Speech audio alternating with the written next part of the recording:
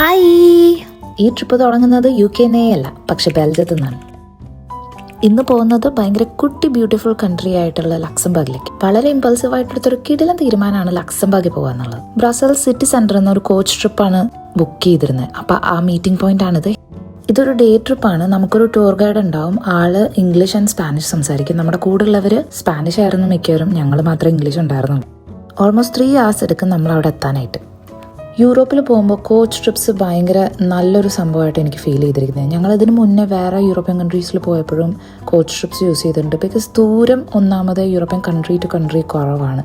അപ്പോൾ പെട്ടെന്ന് വേറെ കൺട്രിയിലേക്ക് നമുക്ക് പോകാൻ പറ്റും. അത് കൂടാണ്ട് വണ്ടി എടുക്കാണ്ട് നമുക്ക് നല്ല സുഖമായിട്ട് ട്രാവൽ ചെയ്യാനും പറ്റും. എല്ലാവർക്കും ഉള്ളൊരു തെറ്റിദ്ധാരണയാണ് ഗൈഡ് ട്രിപ്പ് എന്ന് പറയുമ്പോൾ ഒരു ഗൈഡ് പറയുന്ന സ്ഥലങ്ങളിൽ ഇങ്ങനെ അവരുടെ പുറകെ നടക്കണമെന്ന്. പക്ഷെ അങ്ങനെയല്ല. മേജർ പ്ലേസസ് ഒക്കെ കാണിച്ചു തരും, നല്ല സ്പോട്ട്സ് ഒക്കെ കാണിച്ചു തരും.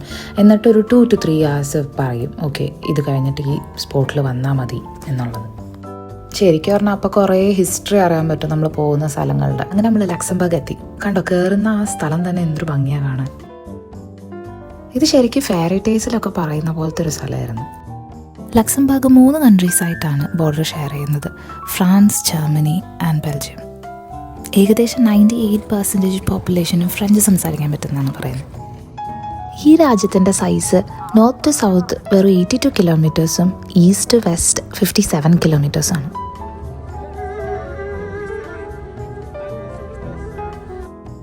പക്ഷേ യൂറോപ്പിലെ തന്നെ വൺ ഓഫ് ദ വെൽത്തിയസ്റ്റ് കൺട്രീസാണ്. എന്നെ ഞെട്ടിച്ച കാര്യം ഇതൊന്നുമല്ല. ഇവിടുത്തെ പബ്ലിക് ട്രാൻസ്പോർട്ട് ഫ്രീ ആണ്. കയ്യിൽ 10 പൈസ ഇല്ലെങ്കിലും കറങ്ങാൻ പോവാം. ആ കാണുന്നതാണ് നോട്രി ഡാം കത്തീഡ്രൽ ഓഫ് ലക്സംബർഗ്. ഇതാണ് ഇവിടുത്തെ പ്രൈമറി കാത്തലിക് ചർച്ച്. ഒരു പ്രത്യേകതര ആർക്കിടെക്ചറായി തോന്നുന്നില്ലേ? 3 ആർക്കിടെക്ചറൽ സ്റ്റൈൽസ് കമ്പൈൻ ചെയ്തിട്ടാണ് ഇത് ഉണ്ടാക്കിയിരിക്കുന്നത്.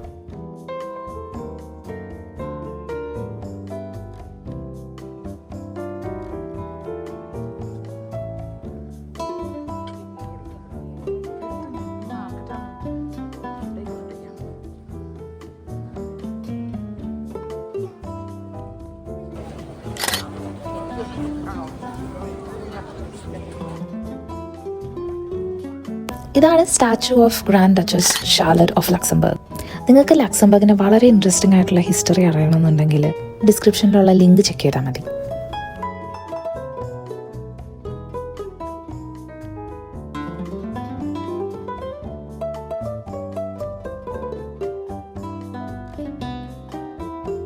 ഇവിടുത്തെ മറ്റൊരു പ്രധാനപ്പെട്ട ബിൽഡിംഗാണ് ഈ കാണുന്നത്, ഗ്രാൻഡ് ഡുക്കാൽ പാലസ്.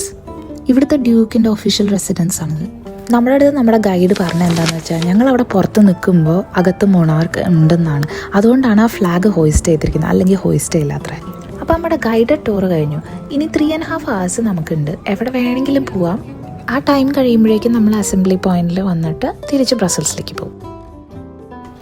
ആദ്യം പറഞ്ഞ പോലെ വളരെ പെട്ടെന്ന് എടുത്തൊരു തീരുമാനമാണ് ലക്സംബർഗ് വരിക എന്നുള്ളത്. അതുകൊണ്ട് തന്നെ ഒരുപാട് പ്ലാൻസ് ഒന്നും ഇല്ലായിരുന്നു. ഉള്ള ടൈം നന്നായി എൻജോയ് ചെയ്യാമെന്ന് മാത്രമേ ഉണ്ടായിരുന്നുള്ളൂ.